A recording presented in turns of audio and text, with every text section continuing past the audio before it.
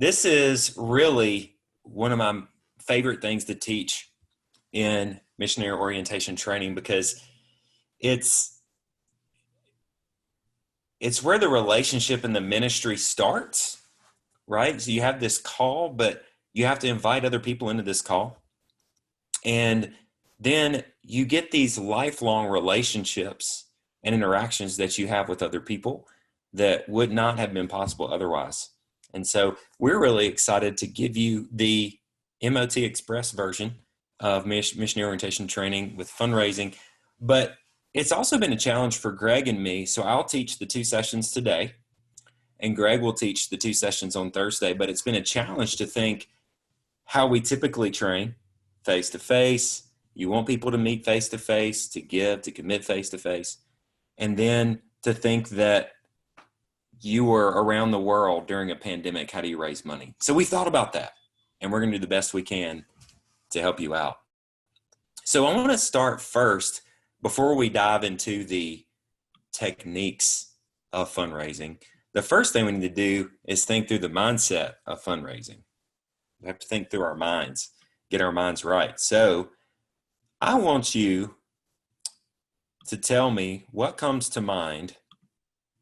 There we go. What comes to mind? Let's use the chat feature for this. So go to your chat bar. When you think of the word support, so this might be extra fun if this is your second language, but put in the chat bar what comes to mind when you think of the term support.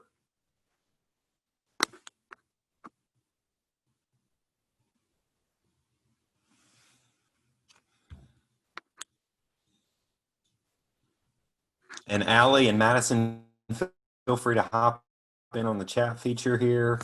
Type in what comes to mind when you think of the word support. I can't wait. Oh, there's a more button. Let's see what's happening. It's hiding from me. There's my chat box. You guys are typing, and I'm thinking that you're ignoring me. Okay, now I have it. I found it. There we go. Got it on the screen. So we see holding up from Greg Buell, team and friends, partnership, amazing relationship, support system, platform. Okay. All right. So a lot of you probably come from this background of, support means we're raising support to get to the field, right? So in a ministry context, these are the sorts of things that come to mind. And that's not bad. What about when you think of investment? So do the same thing, jump in that chat feature. What comes to mind when you think of investment?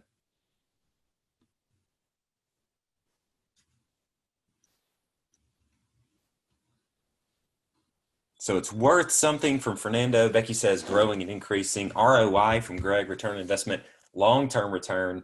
Oh, it pays back, Creamy. I like it. Great deal for the future, investing in someone's life.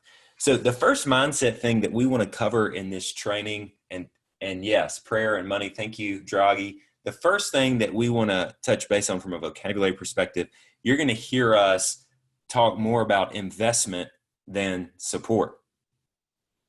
So we have to understand and realize that people are looking to invest in something that's going to make a big difference.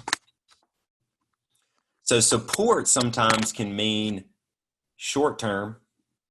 Support is meeting a need, but investment is to do with a vision of what the future can be like. There's a growth, there's an investment. Something's going to change as a result of my donation.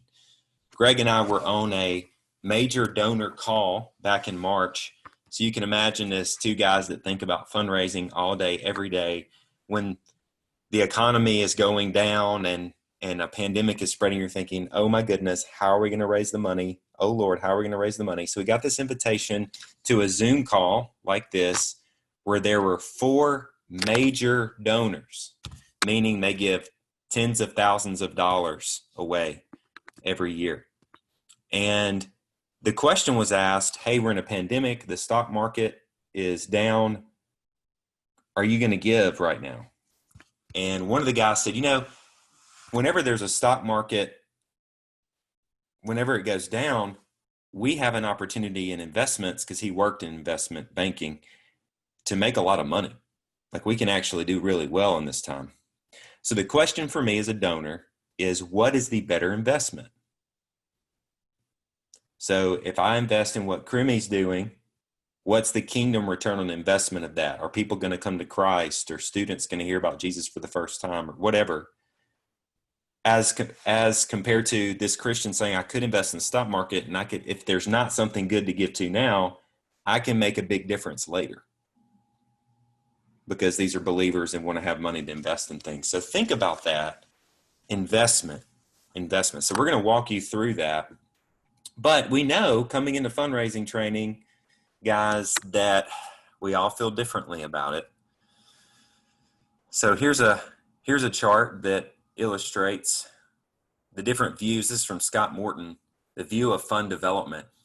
So where are you guys? Where are you? We're going to give you a chance here in a second to vote on this. But, you know, some of you over here, oppressive burden, like, oh, this is the worst thing. I almost maybe don't want to go into ministry because I have to raise money. This is horrible. So you have oppressive burden. You have necessary evil. You know, you got to take the good and the bad together, right? It's just kind of part of it. Part of your job. So it's not horrible. It's just that part of your job you do that, you know, maybe it's not the worst thing. And then it is a privilege that you get to raise money to do what God has called you to do. So I'm going to ask our moderators to launch our poll. So I want you click and vote. All righty. Oh, we got privilege. I feel like I'm at the fair watching the little things race across the screen and see who's going to win. Who's got their water gun hitting the little circle? We done it. 9 out of 11. Am I one of the 11? I can't vote, so I don't know if I'm the reason it's not going to go 100%. 10 out of 11. No one views it as oppressive burden so far. That's good. All right, so if you'll share those results. All right, so we are seeing the results coming in live from all over the world, how people feel across continents about fundraising. And half of the team saying privilege. Praise the Lord. That is a great thing. So for those of you who said privilege, I'd love to hear from you. Tell me, why is it a privilege? So unmute yourself and share with the group, why is it a privilege? Fernando? The Lord is doing amazing things around the world, and He chose some people to do it. I'm one of them, and it's a privilege for me to do that. And of course, it's a privilege to extend that blessing for others to invest. So good. Through this, God has given me people who are like family that I wouldn't have met. They're literally like family, and I experience so much grace, so much support, so much belief in me and what I do. And many people say they pray every day, which to me is amazing. And the result that comes from that. Amen.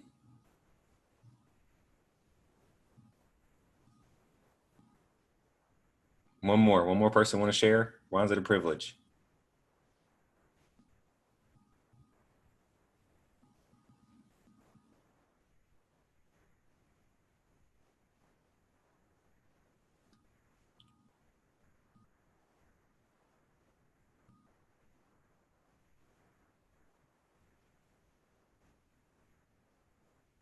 Okay, I like the silence. Privilege because giving a chance to another ones to be part of what you are doing, and also to not repeat myself, but definitely building friendships who are very valuable, and yeah. Amen. Thank you, Draghi. You guys will not be able to outweight me. I will always be silent until one of you speaks. I have a reputation for that on my team. They love it. I promise they love it. So guys, that's the great thing about in a training having people that fundraised, is that you get to see this is not you going and asking someone something they don't want to be asked, right? There are people right now praying, God, show me how you would have me invest in what you're doing. Right now, there are people waiting to give to what God's called you to. And I have a couple of stories. I had somebody give today and saying, thank you for making me aware. I had no idea. And we'll talk about that in the second session. But somebody gave today and said that. And it's not us. I mean, we get this opportunity to do this and help believers be connected with the Great Commission. So it really is a privilege. And it's hard, but it's good. It's a really good thing. So we're thinking investment.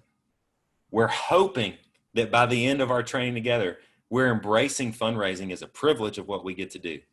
So the last piece of this that we're going to spend the lion's share of our time on in this session is the biblical basis. Sometimes it's helpful to think, you know, what does the Bible say about this? How has God provided for what he has called people to? And that's really helpful. That was one of the most helpful parts for me, because when we were sending out support letters in those days, right? We're saying support's bad, but you know, support letters, investment opportunities, support letters in those days, my mom said, I just feel bad. You're sending that to my friends like you're begging for money. And that made me feel bad. But to understand biblically how God does this when he calls.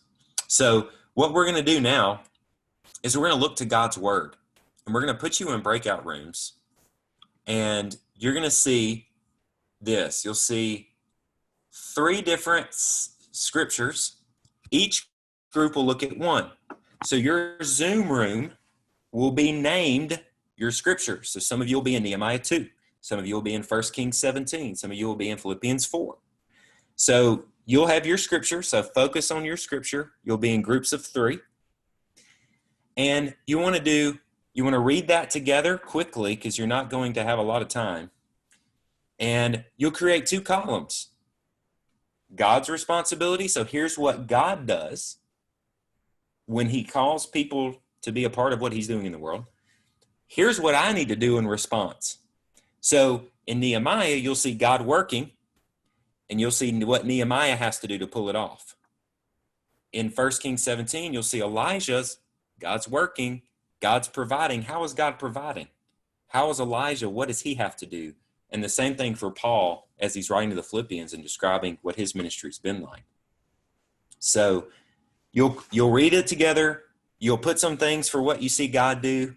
You put some things for what you see you do. You're going to have to do it quickly, because you only have about 10 minutes to pull this off.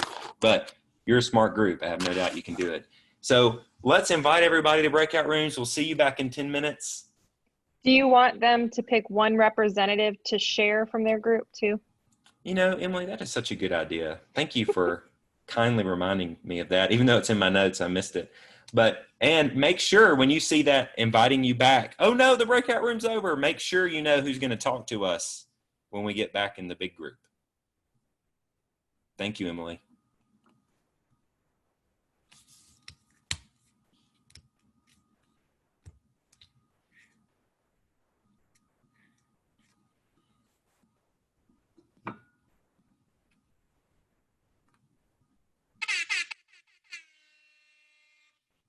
Is it? I don't know. I put Blake. you in a room. I'm going to have to put her back. She somehow bopped out. Blake joined the staff. How do I put her in? Okay. We like you here, Blake. Good. I know, but I'm going to move her. Sorry, guys. Bye, Blake. Our internet's been spotty. That's why. Okay, bye. I think bye. She's frozen. It says she's not joined. She's got to join it. You might have to get lucky and get it to go through when the internet's connected. Recording is resuming. Welcome to...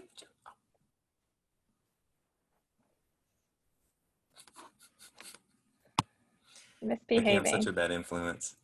All right. Welcome back, friends. We have Allie. Allie coming to us live from outside my window. Good to see you, Allie. I don't know where Catherine, everybody else is. I closed the Creamy. rooms. Well, they might be using their last seconds. It's like the kids that realize the teacher just said 1 minute left, and they're Well, like, oh my goodness. I thought I made it mandatory. They have to come back when I do it, but Well, they they didn't still come. get time, I think. All Okay, I right. got Drivey nervous. is back. Elena, Fernando. Good to see you guys. Blake was a really good student. She was a really good student. She never left this room with the staff. She was a really good student. So she was teaching us some fundraising things while we were waiting. It was very, very good. Thank you, Blake. I was laughing with Blake about the September MOT. She joined, for fundraising training virtually. And all of us were in person, and I thought, oh, Blake, I'll get to meet you next year. I'm really excited about that. And, how all of our plans went for this year. Here we are. So welcome back, friends. We're going to do this quickly so we can get this knocked out. Now, I know that all of you you looked into the Hebrew or Greek in the passage, you made sentence diagrams and all that sort of stuff that I don't know how to do. I'm just pretending I do. So you've really looked deep into it, and we're excited to see what you've learned. So I have no idea who was in what room. We'll start with the Nehemiah passage. So who is our Nehemiah presenter? Raise your hand to identify yourself. All right, Kat. So here's how we're going to do it. None of us maybe have memorized Nehemiah 2. Give us the really quick version because it'll probably seem familiar. So after you give the really quick version, give us 1 or 2 bullet points of how God's responsibilities are, and 1 or 2 about ourselves. So executive summary, God, ourselves. The floor is yours. Okay, so Nehemiah goes to King Artaxerxes. I have no idea how to say that name. And he asks him if he can basically go to Jerusalem to rebuild the city. And then the king grants all of his requests and going to like different people to accomplish the different things that he needs. And then Nehemiah himself goes to Jerusalem, and it's about like the wall and the people that like come up against them. So God's responsibilities, we talked about how God prepares the heart of the king. That's not usually something that a non-believer king would accept as a request. So Right. God also put the calling on Nehemiah's heart to do that, and he kept saying throughout it keeps saying that the good hand of God was upon him. Multiple times it says that, so it wasn't like Nehemiah doing anything really. So God is like the main one responsible for all of it, but Nehemiah was obedient in a lot of his actions. So, which takes us to his responsibilities, or our responsibilities, which is asking. And we talked about how it's very specific things that he asks for. So like including the details so people know what we're asking for. And then us knowing our calling from the Lord, and also praying. Nehemiah stopped and prayed before asking. Well done. Thank you, Kat.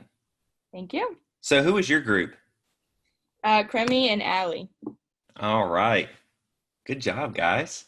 So it's really amazing. I've been in fundraising settings where people say, well, what do you need? And I wasn't always ready for that, and Nehemiah has been praying, he's been thinking, and the king says, what do you need? And he says, oh, I need this and this. And hey, by the way, could you send me with some letters on the way? And I mean, he is bold. Can you imagine being that bold? And it's a great example. So thank you, Kat, for outlining that for us. Okay, who is the Elijah group from 1 Kings?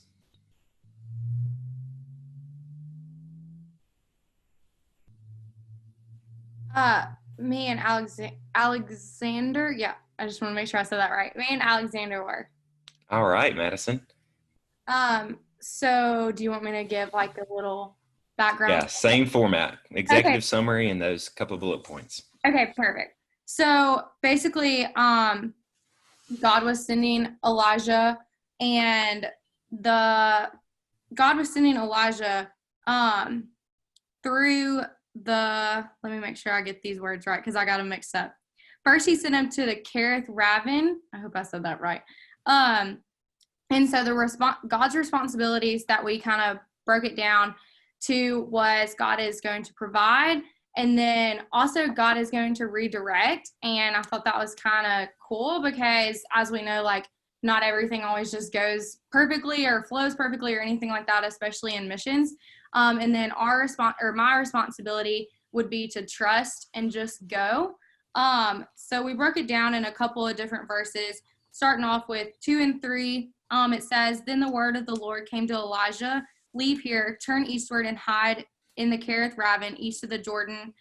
You will drink from the brook, and I have directed the ravens to supply you with food." So that's God's way of supplying and providing. And then later, a little bit further down, it talks about how he redirected him to go into Zarephath. I hope I'm saying that right as well.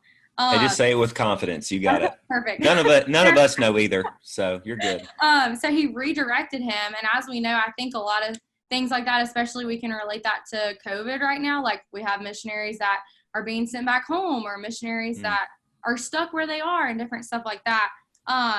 So he redirected him, but he reassured him that he will have a widow to still provide for him. And then the next verse that I really liked, it says, "For the jar of flour was not used up, and the jug of oil did not run dry, in keeping with the word of the Lord spoken by Elijah." So that, I feel like, where it goes back to our responsibility is to trust. Like if God says it, it's true. So I think it's some of that is stuff that a lot of times we might make more complicated than it really is. And so it's just beautiful how we can make it so simple, and God will provide as long as we trust. So well done. Thank you, Alex. Thank you, Madison. That story is a fun one do you remember that resist and embrace spectrum I showed you guys earlier? You know, people who don't want to fundraise say, God sent a raven, you know, and God can send me a raven. And he absolutely can. And Emily and I can tell you about people that we don't even know that give to our ministry account. We don't even know them. It's kind of awkward. I'm thinking, should I meet them? They might not like me, and then they don't want to give. I don't know. But, you know, that God can send a raven. And then the same chapter of the Bible, Elijah has to go ask a widow who's like doesn't have any oil. She's like, I'm going to run out. And it's an interesting juxtaposition of how God chooses to provide. And so it's up to him for sure. Thank you, guys. Our other group, we get to go New Testament, Apostle Paul, you know. Mm-hmm. So who was our presenter there? Elena. Yes, and I was in the same group with Draghi and Fernando. All right. So the summary is a little bit different. We don't have a story, we have a letter. But however, Paul is sending several people to the church of Philippi, and 2 of them are Euodia and Syntyche, probably, 2 ladies, Clement, and several of his co-workers. We don't know how many people, but he's sending at least several. So he presents them, and he's talking to that church about the the spiritual fruit of investing into his ministry, and giving some thanks, so encouraging them. And here what we have about God's responsibilities and ours. God's are, for example, Paul is talking to the church about standing firm in the Word. And God is also making them part of the same family, because he uses brothers and sisters here when he starts writing the letter. There are some citations like having the same mind in the word, rejoicing in the word always, and the word is near. And also we have that God will supply everything. And on the second column, we have our responsibilities. which are that Paul is sending these two ladies and all the other people. We don't know exactly how many the Philippian church should welcome, but there are at least a few. And reminds them about their previous generosity, so encourages them about God's rewards, and he is giving them future vision for keeping on supporting him and the ministry. And he shares the needs very boldly without any shame. Yeah, so these are several things we've written.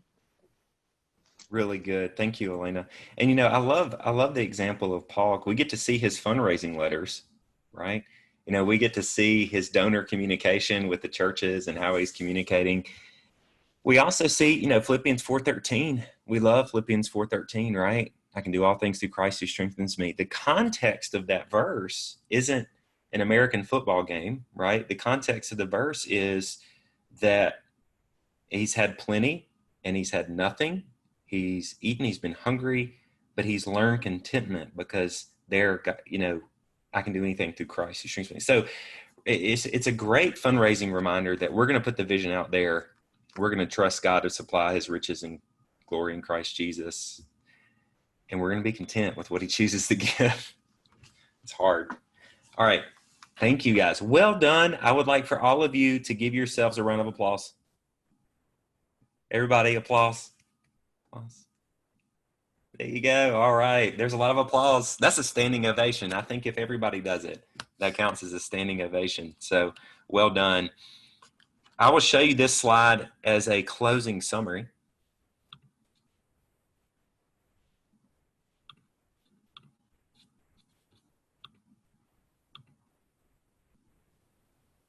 All right. God's responsibilities in a beautiful purple motif. It's very exciting. He surrounds me with potential partners, whether it's the widow, you know, the king. I mean, is there a bigger distance in God's provision? He can provide through a king and he can provide through a widow. He prepares certain ones of them to say yes. And then so our role is obeying, embracing his calling, inviting others to join, and thanking, informing, and ministering to partners, which is what you see in Philippians 4. That very much keeping in touch with our people. And let's not forget prayer. I think one of our groups mentioned prayer earlier. That is a lot of the work, is praying for God to provide and reminding ourselves that it's up to him to provide. So thank you, guys. Well done on session 1. You did it. And did we do it on time? We did it on time. That's exciting with 2 minutes to spare. So we're going to go ahead and Greg, do you have any closing benediction before we take our first break? No closing benediction? I think they raised really good points about specificity and reporting back and all those things that we're going to talk about later. So well done, group. Good job, guys. All right. Well, we're going to go ahead. Becky? Okay. All right. So go ahead. Be free. Take a 5-minute break. Come back at whatever 35, whatever time it is, 35 after. See you in 5 minutes. Thanks, guys. So true. But I feel that because I'm meeting, and you think that that's inappropriate when you're on a meeting, correct? What do you think about it? We eat all the time as a staff in meetings, so you're not, it's no problem here. We're sharing a meal together, you guys. Cool. Next time we can have a dinner and lunch together then. During Mott. Good idea. So Becky, are we ready? John, let's do this. I can't wait to hear more. All right. Thanks, Becky. I'm excited too. So guys, in this session, this last session, we talked about, we want to shift from support to investment. And so we want to put opportunities in front of donors that allow them to invest in the kingdom in a way that they see a return or understand what the outcome of the return is going to be. Now, Greg's really good at this. He's teaching me, so we're growing. But, I I wanted you guys to commit to something. You know, typically in this training week, we commit to 2 things, and we have a blood pact. You know, we cut our hands and we shake hands. No, we don't do that. But we commit to a couple of things in this training. One is being 100% funded. So Blake asked me earlier, she said, well, John, what happens if you're not 100% funded? I said, Blake, you're going to get 100% funded. You know, if you lived in the States, we would not let you leave until you got 100% funded because of the impact that has. The tremendous blessing 100% is on you, if you're, and I guess all of us are on this one are single missionaries. I know for couples and families, it's a huge blessing to be fully funded and be able to take care of your children and provide for them. It means that you're not having to cut your own corners to make ministry work or vice versa. You know, 100% is vital, vital, vital. So the second commitment we ask people typically is to commit to face-to-face. So this is where it gets awkward for you guys. So maybe you need to commit to Zoom, FaceTime to FaceTime. So do whatever you can to make it personal. So what we're going to do in this session and the next 2 that Greg's going to teach is we're going to get you prepared to organize and execute a face-to-face ask for investment. So getting your groups together, setting the meetings up, what to present at the meeting. You've seen some videos in your pre-MOT training on this about the toolbox and storytelling and some other things to make you ready for today's session or these sessions. So we're going to be putting the pieces together. So we're getting you ready for the pitch. Let's share my screen with you again. The pitch. So Scott Morton, great Scott Morton, you're a holy intermediary, a matchmaker, aligning the intentions of God with the resources of the people of God. Isn't that awesome? So you get the opportunity. God is calling you. God is doing something, and he's called you, but you get to be a go-between and get other believers on board with what's happening. Now we want to get you ready for the pitch. Just for you guys, special for this class, we have recorded last week a live ask, a pitch, just for you to watch in this session. So I'm making a pitch of a local guy here in Tupelo, and you might recognize your faces in the video because we can't do what we do without fundraising to support you. Are you nervous yet? And it's already over for me. I already made the ask. So it's behind me. So you're about to see a fundraising conversation with Corey, a friend of mine. Last week, I asked him to invest in you guys to help train you. So I want you to pay attention in this 16-minute video. Number one, and you know, I probably could put this in the chat, I'm realizing. So number one, what questions do you want answered as you listen to my pitch? So just pay attention. So it's not a perfect pitch, okay? It's a pitch. So I could be doing something wrong. But what questions do you want answered as you listen to my pitch? That's number one. And I'm going to put these in the chat box here in a second. Number two, what did you really like? So as you're a listener, you're listening to some, you know, what really stuck out to you? Number three, what questions did you feel like for you as a donor remain unanswered? So Emily, I'm trying dearly to get PowerPoint to let me copy that. Well, just say them again and I'll type them. Number one, what questions do you want answered as you listen to my pitch?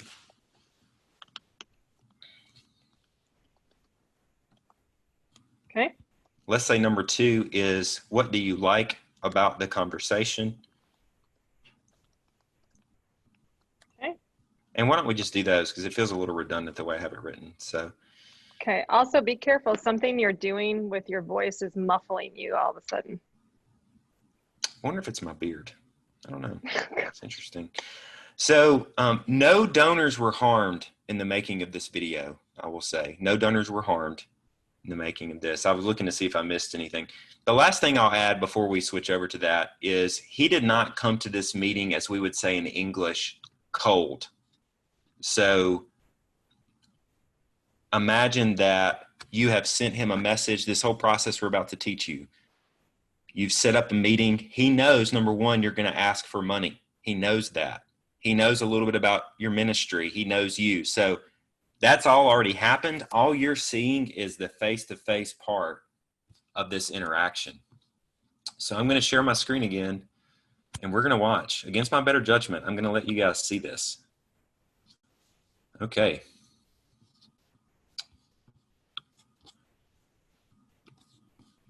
Are you seeing this here? Yes. All right. Oh, no, I didn't click the audio button. Let me try that one more time. I just got a new screen, guys, and it is really throwing me off.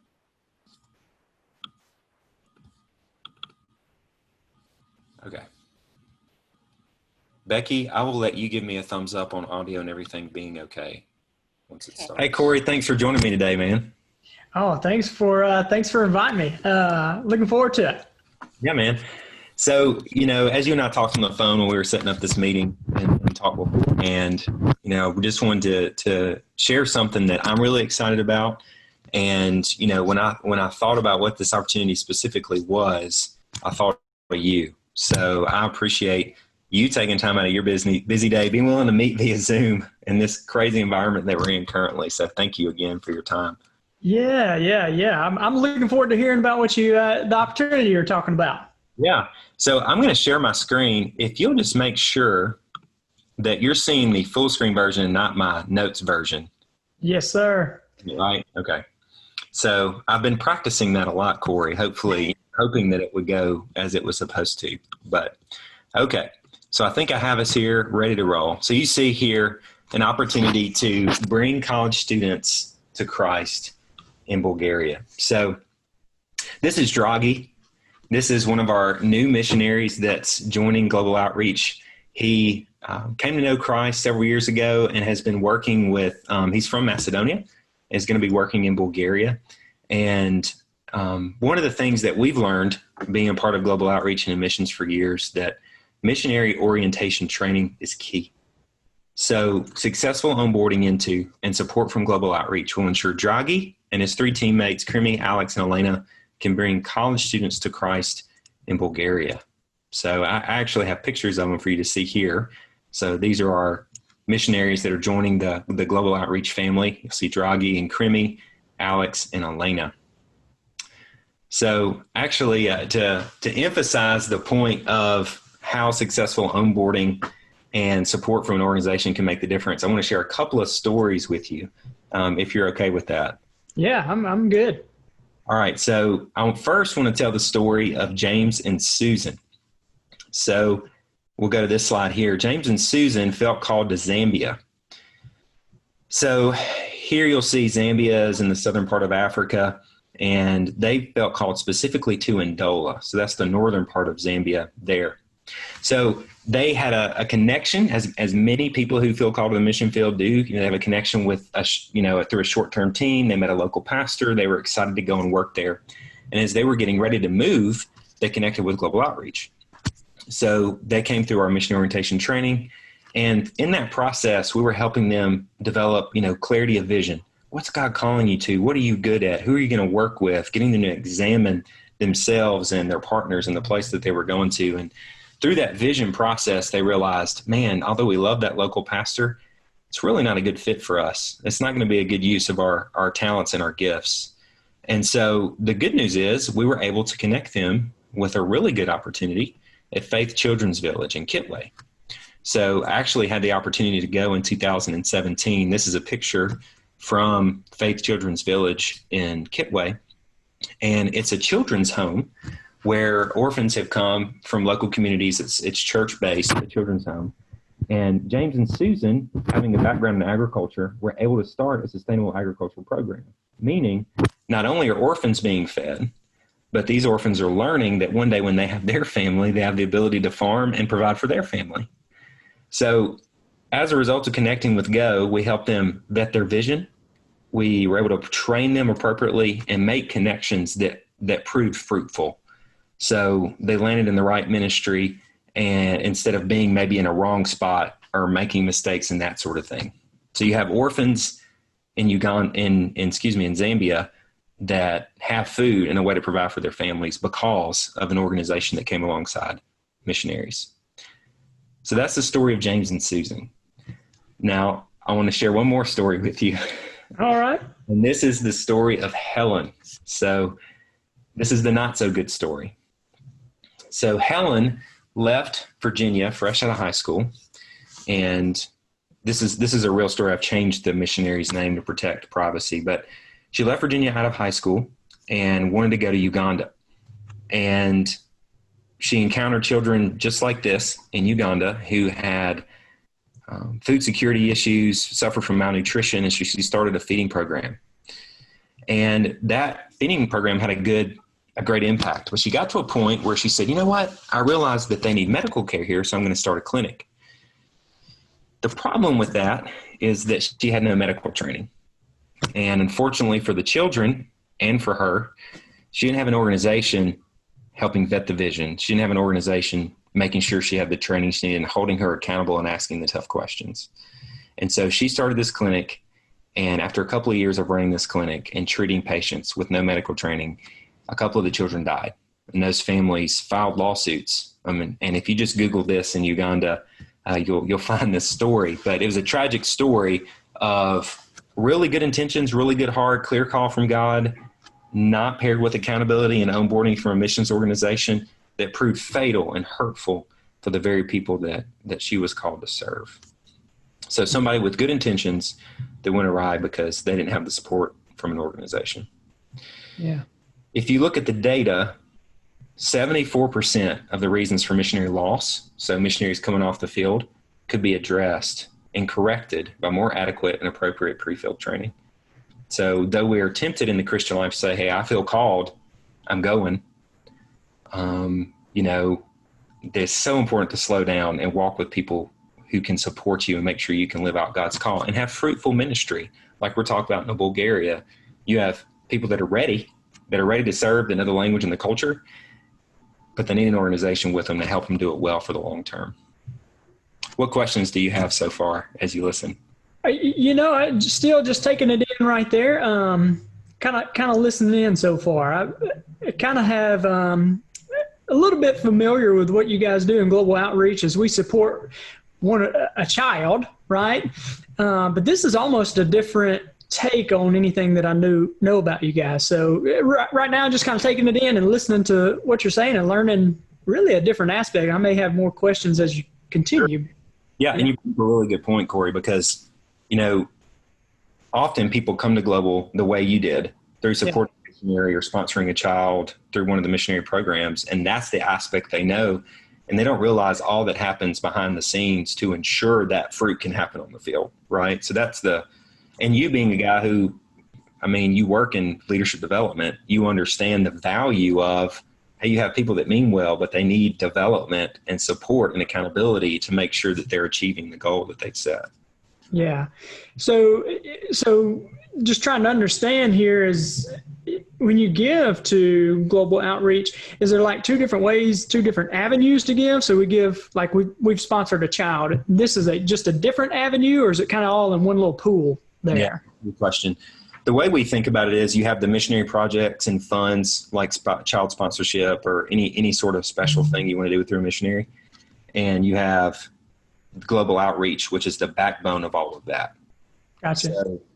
So, most organizations take a percentage, meaning of what missionaries raise, 15% goes to cover all of that happens in Tupelo in our case, the home office and the administration. We have the 100% promise, which means when you give that money to that child sponsorship, all of it goes to the child sponsorship. That's unheard of in our industry. So we fundraise, having conversations like we're having today, to make sure we have the ability to support our people and help them be successful. I see. Okay. Yeah, I was going to ask you, well, how's the admin team make their money? So you got to be, I mean, understanding leadership and business. I mean, there is no business if income isn't coming in. So, okay, gotcha. Yeah. So I appreciate those questions. They're really important questions, and we want donors to have, to be able to ask those. So in this case, imagine we're onboarding and training missionaries all the time. It would be unreasonable of us to pass on the full cost burden of that, to take all of what it takes for us, 15 employees in Tupelo, and pass that on to the people that are trying to get to the field, right? Yeah. And so that's why we talk to people like you and have these conversations. It's like, hey, you really can bring students in Bulgaria to Christ by ensuring a missionary is prepared to go, stay, and be fruitful. So by giving to this one we're talking about here and covering the admin costs and the backbone and the training and the vetting and subsidizing that for the missionary, that person now can bring people to Christ in Bulgaria. So that's another way to get there. It's a different avenue, if that makes sense. Yeah. Yeah. So this is the global outreach side of what this takes. So one missionary for 1 week, we've done the numbers. These are real numbers. It's about $2,000 to train a missionary. So if you wanted to say, hey, John, I want 2 onboarded and trained, equipped, and ready to bring students to Christ Bulgaria for, you can do the math. And then I think about this option here, which is that's their entire team. So the 4 of them are going to work together. You would have the opportunity to have 4 times the impact and say, hey, I want to make sure that whole team can be successful and be there together and trained. So one more piece of information. And any questions before we move forward? Yeah, just just kind of curious if the 8,000 doesn't get fully funded, what happens to the rest of the team? Yeah, that's a really good question. I mean, we're talking to donors like you. Any part of what we do is faith-based, right? So we trust that if we share this vision enough with you and with others, that God's going to provide for that. He's going to be faithful, whether it's you covering 4 or 4 different people covering 1 each, that God's going to take care of that. But it's a real need. And I think about training and development. I think about you and saying, man, from Tupelo, Mississippi, I can make this investment in Bulgaria. It's crazy. It's a really neat thing. Yeah. Yeah. I'm good right now. Yeah. Okay.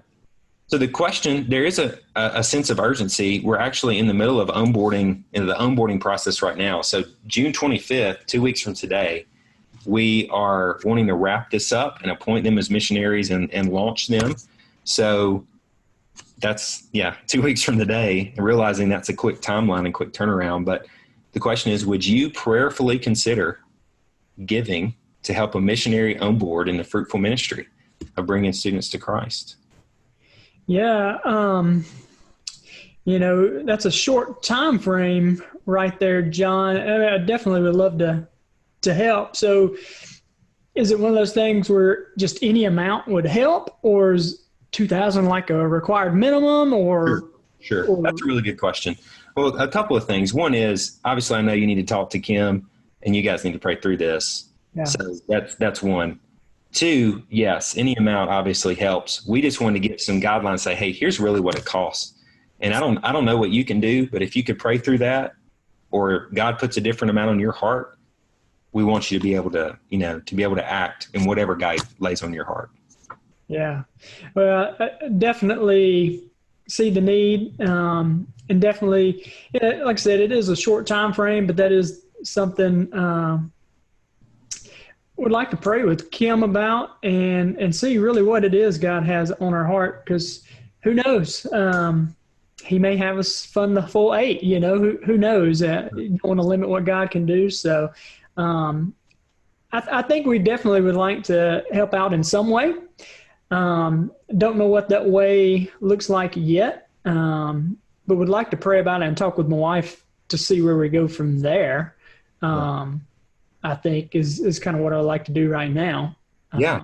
Well, no, I'm going to be praying for you guys for clarity, because I don't want you to do anything that, spiritually you're not, God loves a cheerful giver. right? Not grudgingly or under compulsion, as the Bible says. So know that we're okay with whatever God tells you to do. So know that. When would be a good time for me to follow up with you? I tell you what, we like to do the 48-hour rule thing, and, you can call me over the weekend and those kind of things too. So if you don't mind, maybe Saturday or Sunday. Well, let me ask you this too. Love what you guys do. Like I said, we do support, we have a child, right, that we support through Global Outreach. Maybe the question is we can't do it right now. I'm sure you guys always have continual needs, right? Like if we miss this deadline, maybe there's another one we could support upcoming too, I guess. So we do 3 trainings a year. Okay. So there's the February, the June, and then we have an October. Okay. And so if training is like, man, God's put this on my heart, I just need more time to save. When is that one? That would be early October. Okay. Well, definitely see the need, and we'll pray about it. I'll talk with her tonight. And if you haven't heard back from me by Saturday, you've got my number. Feel free to reach out. You're not going to bug me. All right. No, I appreciate that. I'll reach out to you Saturday, and by the afternoon, if you haven't reached out to me, I'll reach out to you. Let me show you one more thing. As you guys are praying, I know that you often need more information. globaloutreach.org.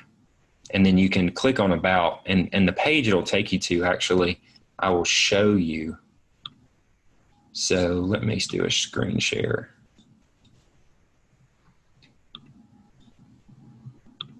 The page it will take you to is, are you seeing the Global Outreach International Missionary Agency page? Yes, sir. Okay.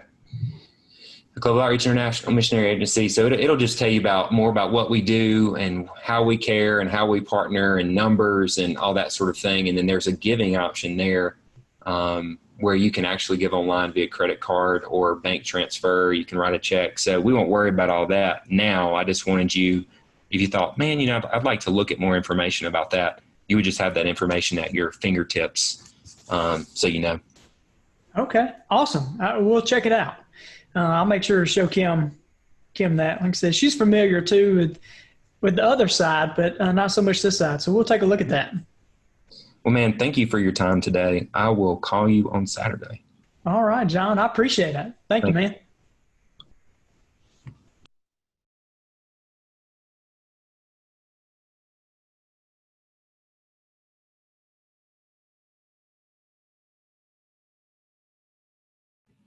All right. I teleported to that conversation and came back. So I'm back here. It is so hard to watch yourself on a recording. It was torture, but I stuck it out. So here we are. And actually, he and his wife really do support a child at Good Shepherd's Fold. So Kat and Blake. So really, really neat thing. The pitch. So you saw a fundraising conversation. I'm realizing that we have about 20 minutes to make it through our outline. Greg is going to go. I'm going to give you the basic outline so you can be thinking through it. And Greg will go into more detail over the coming days. But I'd love to give you guys a chance to reflect, what sticks out from this conversation. Did you have any questions as a donor you felt weren't answered? We'll give about 5 minutes to that before we continue. So unmute yourself and speak.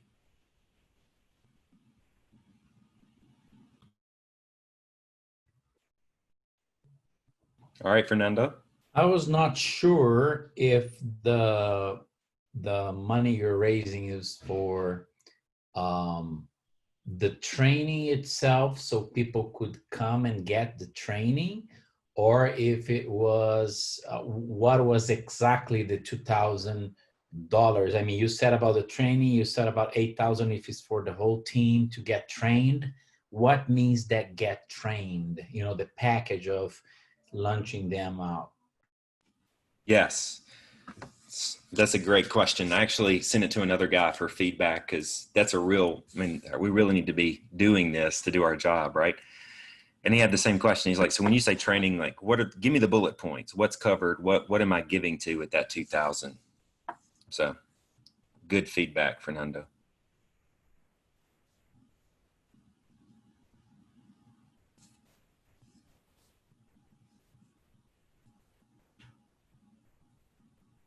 All right, Joggy.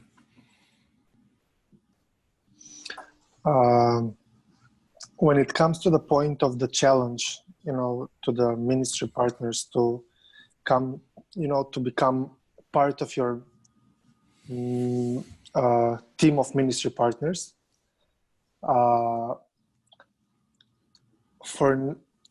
until now, the way I was doing was like to give a challenge, to explain what ministry partners are, that those are people who help in two ways, prayerfully and financially, and to explain, like the prayerful part and financial part.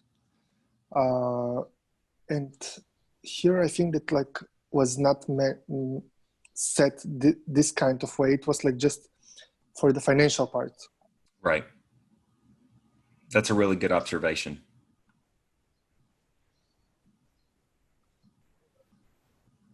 Really good. Yeah.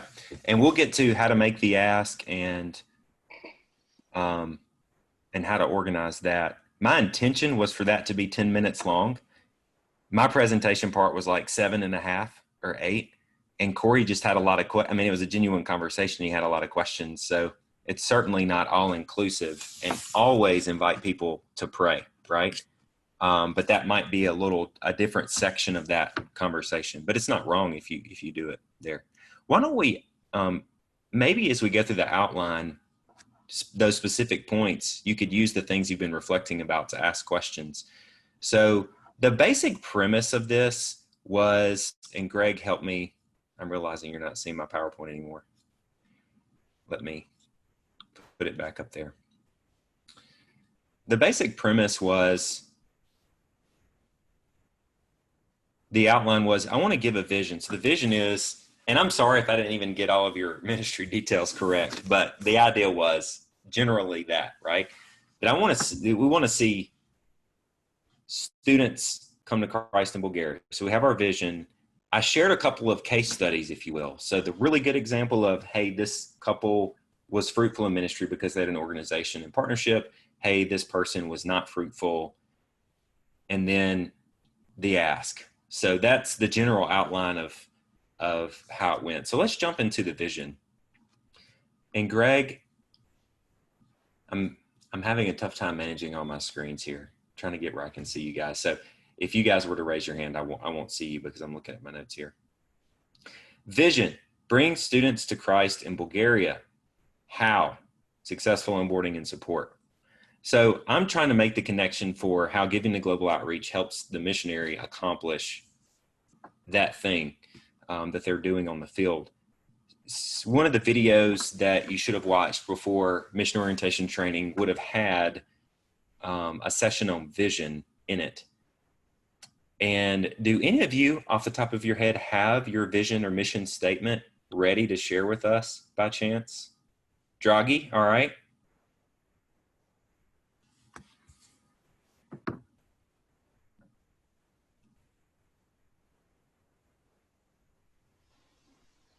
To share like it's like a raising up new generation of Christ-led students so that the gospel goes to the ends of the world. Nice. So that means, so here's the question that Draghi just answered for me as a donor. If I give to Draghi, if I give to that ministry, that means that students are going to go to the ends of the earth. So that's the opportunity that I have as a donor, is answered by that question. Anybody else?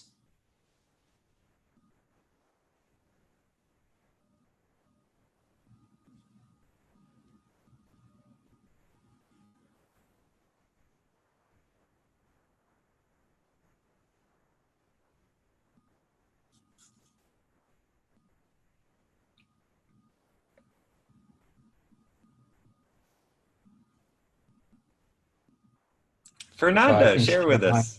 Briefly, I can't, silence is my weakness.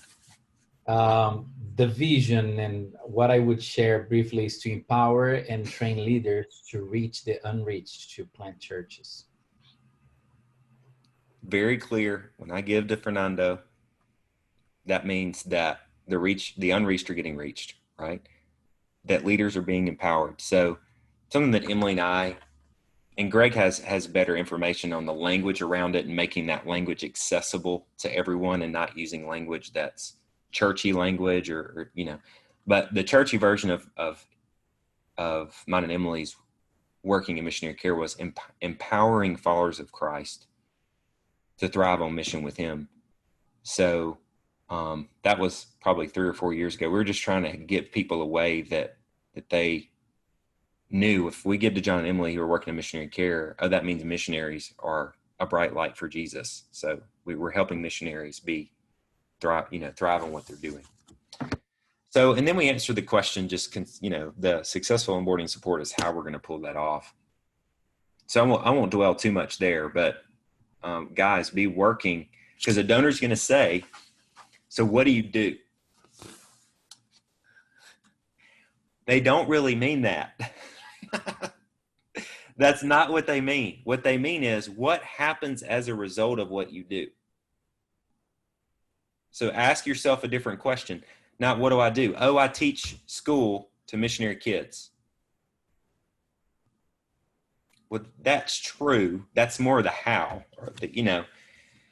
It's I help missionary families fulfill their calling through missionary kid education. I don't know. I'm just making up stuff on the spot. But the idea being, as a result of the work that I'm doing, this is what happens. That's what you tell the donor is what you do, the outcome of your work. So be thinking about that. Greg's going to talk to you more about it. Anything you want to add there, Greg, before we move on?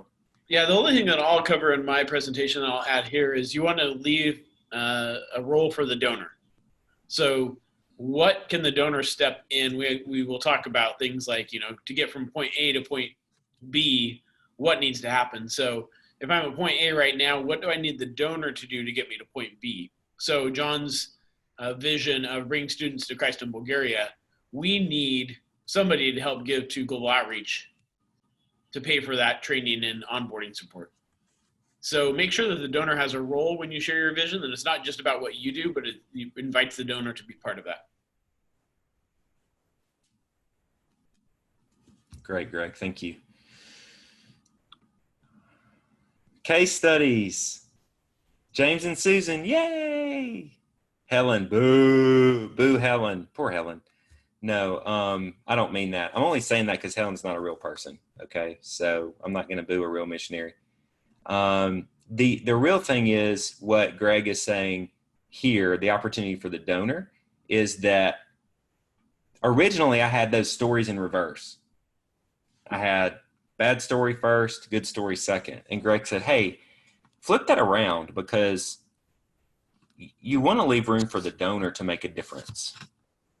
I thought, man, that's a really good idea. So you as the missionary, maybe you have a story of bringing someone to Christ, but like, hey, if it's child sponsorship, hey, we've provided education and food for this child and the smiling child, but there's this child that needs the help. Here's the opportunity, right? So the donor sees immediately, man, I could take this child to being that child by what I'm going to, by giving to this. John, I'll just jump in and say, in that case, a wait list would be the opposite. So here's the kids we've helped. There's a waiting list of 5 kids who need help. Makes it very compelling for the donor to think about what role they can play. Man, we need a missionary wait list. These missionaries are ready to get to the field, but they can't unless you give. And I didn't have the guts to say that to Corey. That's what I should have said when he said, hey, what happens to the team if I said, well, they don't get to be missionaries. I just didn't have the guts, guys. I didn't have the guts to do it. Okay, so let's get to the ask. So you have to ask them clearly if they will give. And honestly, I didn't do a very good job of that. My language on the slide doesn't match the language I typically use. So here's what I wish I would have done. would you prayerfully consider giving, or here's the need, would you partner today, or whatever the language is, but would you prayerfully consider, and then complete silence. Now, he jumped in and filled the silence, and you guys know how much I love silence. But I wasn't making it clear that I typically ask people to pray about it, is what I'm asking them to do. And what I did on the slide was, hey, will you give? And I'm putting you on the spot right now. So if you read a lot of fundraising material, a lot of people go with the I'm going to put you on the spot right now approach. That makes me really nervous, to be honest.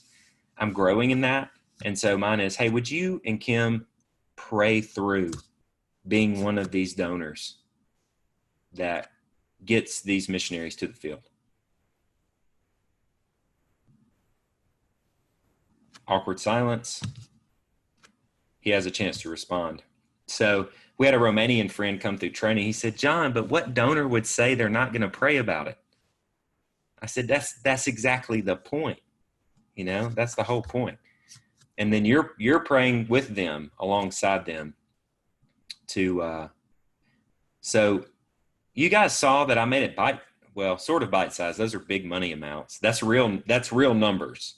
So if you take what it cost for our staff to do what they do, and you take 1 week of it, so typically mission orientation training is 1 week, you get that cost. So giving them an opportunity to see, you know, typically for you guys, you're looking at a monthly commitment. Hey, I need to raise $1,000 a month. So what your giving graph would look like, and we have examples of this in the Dropbox. You'll see one from Greg and Becky. You'll see one from Emily and me. And you'll see, you know, one little donor, I think Creamy was the original little picture, right? So one Creamy giving 25, or so many of these giving 20, you know, and this many people giving these amounts gets me to fully fund it. So what you're doing for the donor is you're helping them understand that there's a place for them to fit in. There's a clear marker where they can fit in, and they can pray between those options. And they know what to do. When I haven't done that, guys, it's led to really awkward conversations. So I didn't do that once, just met with them, didn't give them the clear giving guide. I called to follow up with them, and he said, hey, we're going to do $50 a month. Like, is that okay? Like, are you disappointed by that? I'm like, no, that's great. $50 a month is great. Thank you so much.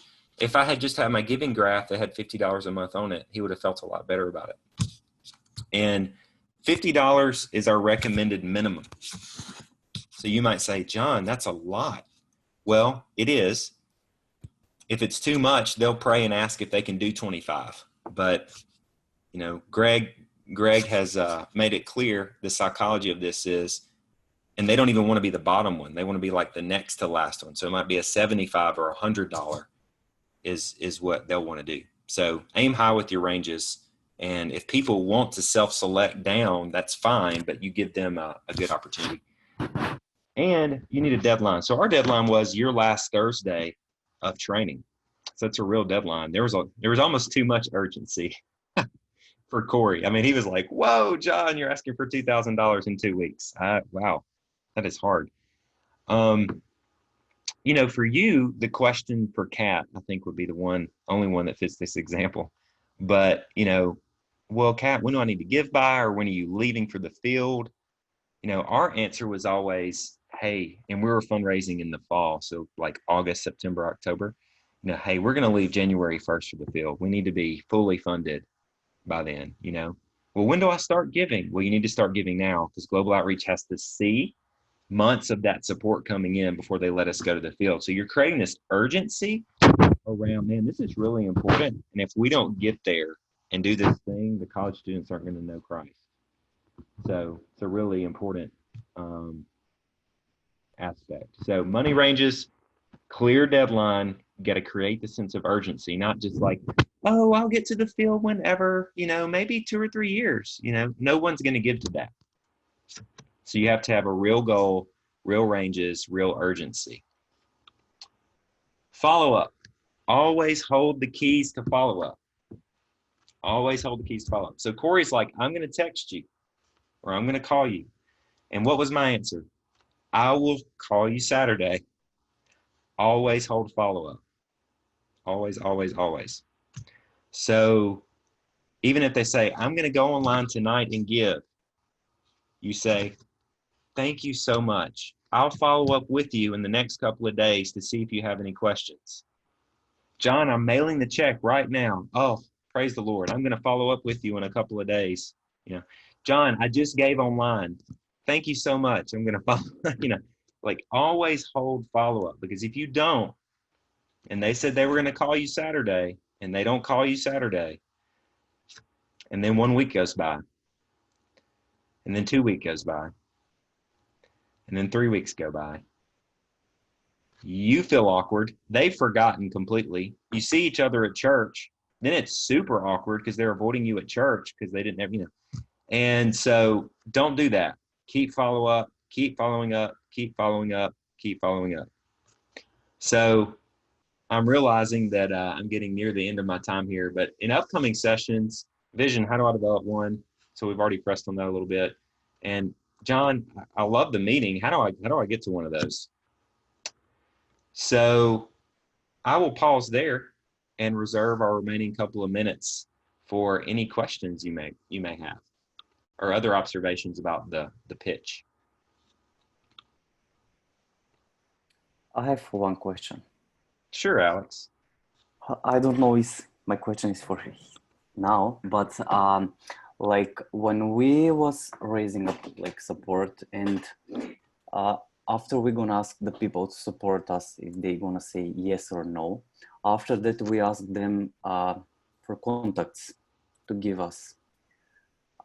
So because from my experience, the first and second year when I was the raise up the support from Macedonia to go in Bulgaria was through online, like now what we wanna do.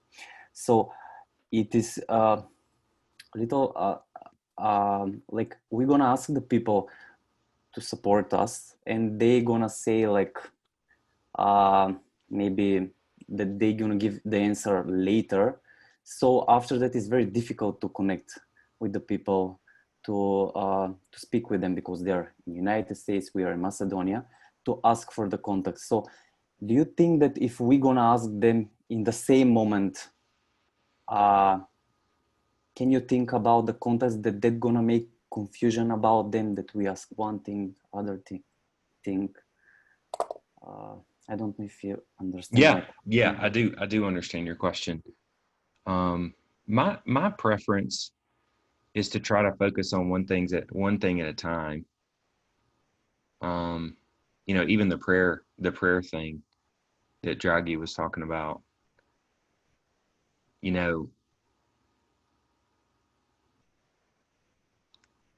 We've had some missionaries present in these sessions and talk about, we need a couple of things to make this mission possible. We need people praying for us. We want to ask you, will you pray for us? And then they talk about giving. That's an option. My fear, and Greg, you can check me on this. My fear would be, letting the donor off the hook with something they can do besides give. That would be my fear. Like, you can give or you can connect me with somebody. Well, man, I'm going to connect you with somebody. Then I'm not giving. As opposed to, will you give? I follow up a week later. Whether they say yes or no, I'm asking them for prayer and I'm asking them for recommendations. So that's my thought. Greg, would you have anything to add to that? Yeah, I would agree. I typically try to make the ask one thing. So to Draghi's point earlier, maybe there's people that you really feel like God is saying to you, like, Draghi, they're going to be praying for you. That's what their role is. Maybe if you really feel the Holy Spirit telling you that, then that's the one thing you ask that person to do. In general, I would say that the one thing you want people to do in your conversations is to prayerfully consider investing in your ministry. So, Alex, to your question, I would say where I would get into contacts is when you follow up with them on that conversation where you're asking them to pray, whether they say yes or no. I think at that point that you say, that is so great you're going to give. I'm so excited for that. Here's how you can do that. Since you're interested in my ministry, are there other people in your network that you think would be interested as well? Or if they say, no, we're not going to be able to give, no, that is totally great. We'd love for you to pray for us instead. And if you have others that you think would be interested in giving or praying alongside us, could you connect me with them? So I think I'd do that in the follow-up conversation, not in the main conversation where you're asking for that gift, for that investment.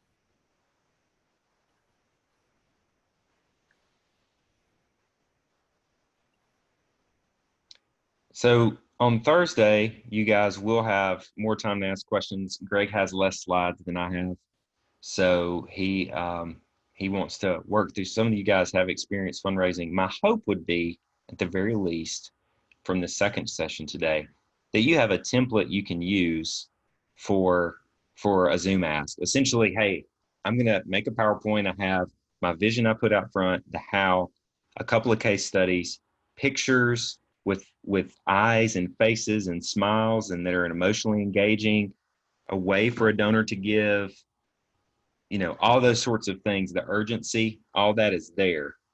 So you can do that and fundraise from Bulgaria, from Macedonia, from Uganda, and make the ask. So that's our hope for today's session. Thank you guys for being a great audience.